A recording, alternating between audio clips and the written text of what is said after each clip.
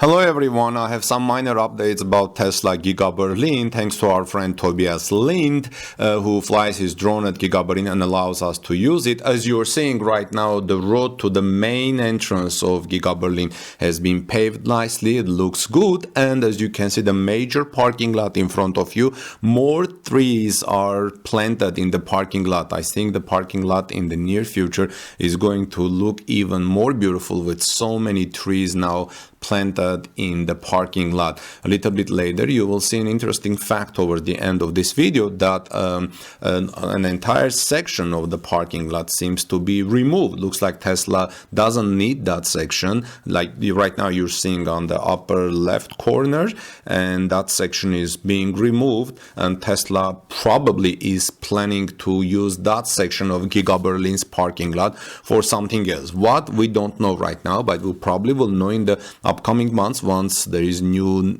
either construction or anything done there. You can see nicely paved roads leading to Giga Berlin's main entrance with trees dividing different sections of the parking lot. So it's really getting looking like a nice gigafactory, nice working atmosphere, pleasant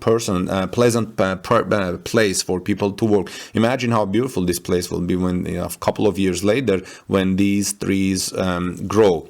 So really cool. Another thing that I actually reported yesterday about Giga Berlin, by the way, I have several reports coming on this drone flight, which is a long drone flight, and I will cut them into pieces and discuss some sections of it. They're about different topics, including the railroad. You see these trees, they really look nice. I think I would like to see if they are all the same type of tree or they are different type of tree. I see buses operating inside Giga Berlin, probably bringing workers from the nearby train station, or maybe operating from one part of the Giga Berlin to another section, because it's a huge place to work.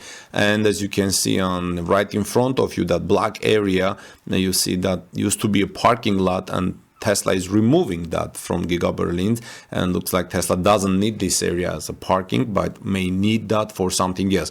Good news about Giga Berlin is that Tesla apparently reportedly is moving up the plan to start the third shift, because workers have done a record of producing 500 vehicles, I believe, per week, per day.